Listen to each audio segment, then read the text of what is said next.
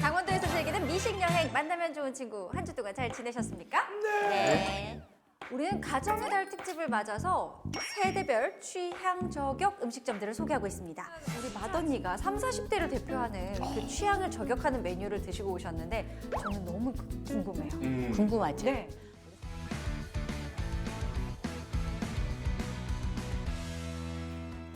감사합니다. 치킨 플레이트랑 새우 토스트입니다.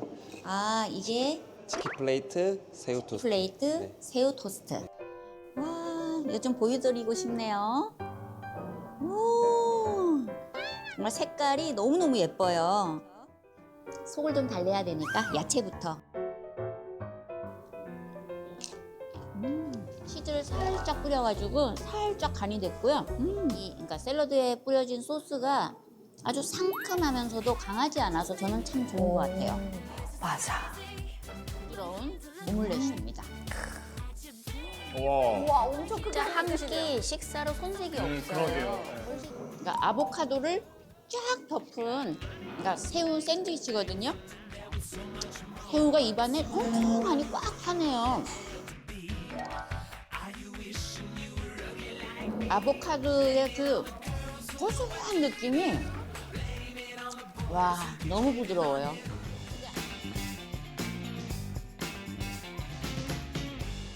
한 쌈 한 쌈 위에 쌀밥이 그거잖아요.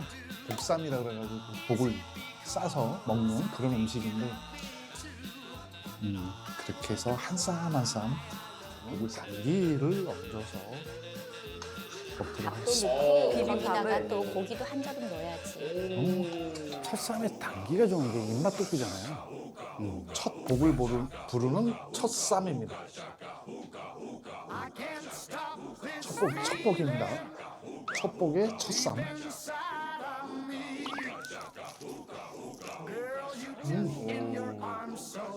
야, 첫 쌈은 꼭 단기를 드십시오. 입맛이 확 살아납니다. 그리고 저기다가 저 당기를 넣으면 고기의 그 잡내를 완전히 잡아주게 돼요. 더욱 맛있는데 왜 고기를 안 넣지? 이번엔 나물들 같이 싸서 근데 나물쌈을 안 먹으면 저 많은 반찬을 골고루 다 먹을 수가 있는 방법이 없어요. 일단 제일 먼저 한 점 여기다 올리겠습니다. 사부님 이렇게 이렇게 보고 있으니까 쌈밥 전문가 같다. 그러니까요. 아주 체계적으로 되게 잘 드시는데 쌈밥은? 너무 맛있게 잘 드시네. 아 진짜로. 30, 40대를 위한 나를 대접하는 특별한 맛 브런치 카페 속에는 일상에서 지쳤을 때 먹으면 상큼하고 달달하고 시원하게 스트레스가 확 날아갈 것 같은 맛언니의 미식 여행이었습니다. 맛사부가 추천하는 복과 관련된 쌈밥 음식은 60대뿐만 아니라 모든 세대가 다 좋아할 음식이었습니다. 눈으로 보는 미신 여행을 보면서 이번 주 저도 맛 따라서 한번 여행을 떠나고 싶다라는 생각이 드네요.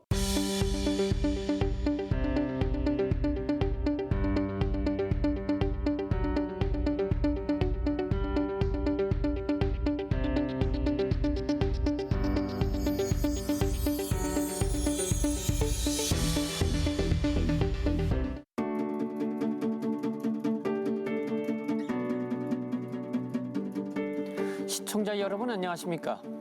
영화에서나 보던 일이 우리 지역에서도 벌어졌습니다. 바로 외국 선박이 마약을 몰래 싣고 우리 지역의 소재에 있는 옥계항에 입항한 것인데요. 적발된 마약이 무려 2톤으로 역대 최대 규모라고 합니다. 오늘 시사반장에서는 옥계항 마약 밀반입 사건이 우리 사회에 던지는 경고와 앞으로 우리가 고민해야 될 것이 무엇인지 전문가들을 모시고 이야기를 나눠보도록 하겠습니다. 오늘 함께 하실 분들을 소개해 드리겠습니다. 먼저 이동현 변호사 나오셨습니다. 안녕하십니까? 안녕하세요. 네. 또 이승규 전 제주 세관장 나오셨습니다. 안녕하십니까? 안녕하세요. 네. 그리고 보도부의 이아라 기자 나오셨습니다. 안녕하세요. 안녕하세요. 네. 이 변호사님, 지금 이제 단일 적발 물량으로는 뭐 최대 규모다. 지금 이렇게 알려져 있지 않습니까? 이 정도 물량이면은 얼마나 많은 양인지 그리고 심각한 것인가요? 뭐 좀 전에 말씀드린 것처럼 2톤이면은 시가가 한 1조 정도입니다. 1조 정도고 보통 이제 한 해 투약분이 0.03g 정도라고 생각을 하면 약 7천만 명 정도가 동시에 투약할 수 있는 양입니다. 그럼 이제 우리나라 인구가 동시에 투약하고도 남을 양입니다. 제가 제일 지금 중한 사안이 한 100kg를 유통한 사안인데 그런 경우도 지금 뭐 법원이나 검찰에서도 굉장히 엄중하게 보고 있는데 그 사안을 2톤이면은 정말 어마어마한 양이라고 보시면 되고 굉장히 심각한 사안이라고 보시면 됩니다. 예. 그럼 자, 이 기자님. 그러면 이번 사건이 이제 FBI의 정보가 결정적인 역할을 했다. 이제 그렇게 이제 언론에서 나오고 있거든요. 실제 적발 과정이 이제 어땠는지 그런 것들을 좀 설명해 주시죠. 첩보를 1일 날 입수했다고 합니다. 그러니까 지금 영상에 뉴스에 나왔던 저 날의 상황은 2일 오전이거든요. 그러니까 1일 날 FBI에서 첩보를 줬고 이제 지금 한국 강릉 옥계항에 들어와 있는 선박에 이제 많은 양의 마약이 있는 것으로 확인이 되니 한번 수사를 해봐라 이렇게 이제 첩보를 줘서 그날 출동을 했던 게 서울 본부세관이랑 그 다음에 그 동해 해경청 그리고 해경본청 그리고 이 주변에 있는 군부대에서도 함께 배 안으로 들어가서 이제 수사를 했거든요. 그렇기 때문에 사실 FBI의 첩보가 있었기 때문에 잡을 수 있었던 거라고 이제 보고 있고요. 우선 마약 문제가 요즘 굉장히 한국에서 심각하게 이제 대두가 되고 있는데 특히나 이제 이번에 옥계에서 발견된 그 마약량이 엄청난 양이라고 합니다. 그래서 이거를 그 방송에서 다뤄주면서 우리 지역 주민들에게 경각심을 일깨워 줄 수 있는 그런 취지의 내용이어서 한편으로는 되게 좀 반갑고 그리고 좋았던 것 같습니다.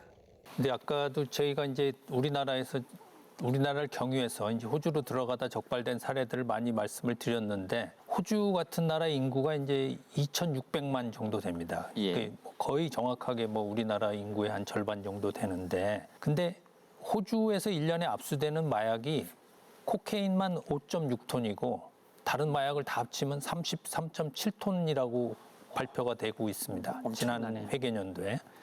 근데 우리나라 같은 경우 전년도에 이제 마약 압수량이 1.17톤 뭐 이렇게 얘기를 하거든요.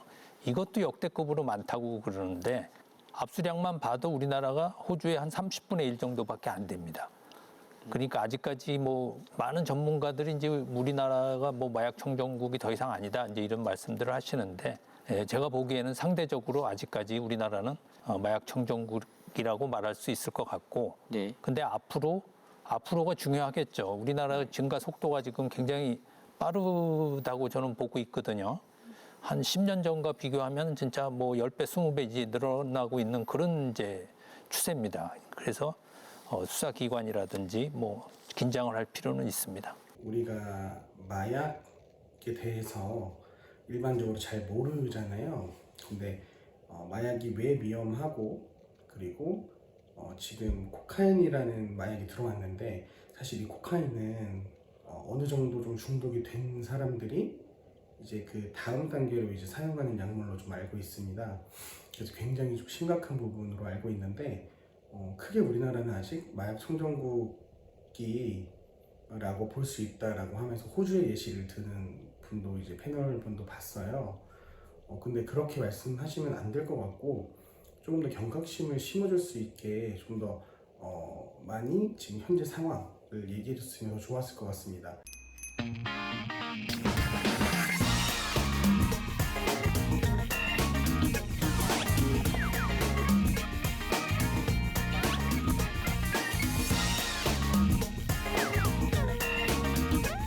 상어가 나타났다는 소식을 듣고 발빠르게 국립수산과학원 동해수산연구소를 찾았습니다.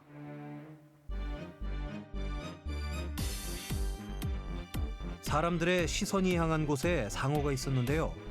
우리에게 익숙한 아기 상어가 아닌데 이 상어 무슨 상어죠? 상어 종류는 뭐예요? 오늘 잡힌 청상아리라는 상어인데 이게 사람한테 좀 위해를 가할 수 있는 상어라서 상어 조사에 앞서 먼저 상어의 길이를 재봤습니다. 몸통 안쪽 길이만 해도 2m를 훌쩍 넘겼고 꼬리까지의 길이를 재어보니 무려 302.5cm. 길이를 가늠해 보기 위해 기자가 상어 옆에 누워 보았는데요. 성인 남자 키를 훌쩍 넘는 어마어마한 길입니다. 도대체 왜 동해안에 포악상어가 자주 출몰하는 걸까요? 지금 그 부분을 밝히기 위해서 저희들이 또 연구를 하고 있긴 한데 지금 저희가 이제 추정하기로는 이제 수온이 좀 따뜻해지다 보니까 따뜻한 물을 좋아하는 난류성 어종들이 동해 쪽으로 많이 급상을 하게 되고 또 이 상어들이 그러한 어류들을 먹기 위해서 연안으로 동해 쪽으로 많이 붙는 것으로 이렇게 올라오는 것으로 저희는 지금 추정은 하고 있습니다. 그렇다면 이 청상아리는 어디에서 잡힌 걸까요? 울진 후포항 근처에 있는 정치망이라는 어업에서 잡혔습니다. 작년 우리나라 동해안에서 잡힌 상어는 총 44마리, 2023년에 비해 2배 넘게 늘어난 건데요. 3대 포악상어의 비율도 따라 올라간 상황. 우리 지역에 상어가 나타난다는 것 자체가 이제 저희가 작년에도 좀 그런 상황이 있어서 속초 지역의 해수욕장에도 그 안전 설치가 됐다는 뉴스를 본 기억이 있어서 조금 더 관심 있게 본 프로그램이었던 것 같습니다. 우리 지역도 이렇게 바다 해수욕장이 또 안전하지 못한 상황이 또 될 수 있겠다는 또 경각심을 좀 갖게 됐던 것 같고요.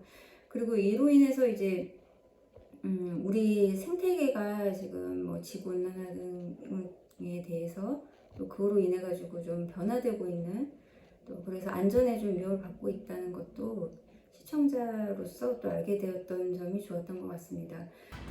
일단 저희가 상어의 체중을 측정을 해야 되는데 너무 크기 때문에 측정을 할 수가 없어요. 그래서 부위별로 해체를 해서 전체 토탈 측정을 한 자료로 상어의 무게를 이제 일단 재고요. 그 다음에 이 내장 부분은 위 내용물을 저희가 보기 위해서 위를 따로 이렇게 떼내서 뭘 먹었는지, 어떤 먹이를 쫓아서 동해 바다로 왔는지 이런 것들을 간접적으로 추정하기 위한 자료로 위 내용물을 보고 있습니다. 2024년 역대 최고 기온을 기록한 동해안 표충 수온은 평년보다 약 2.7도 오른 18.8도를 기록했습니다. 이런 고수온 추세가 이어지면 상어 출몰 빈도는 더 증가할 것으로 예상되는데요. 게다가 작년에 상어가 가장 많이 잡힌 달은 7월과 8월, 한창 해수욕장이 개장했을 시기입니다.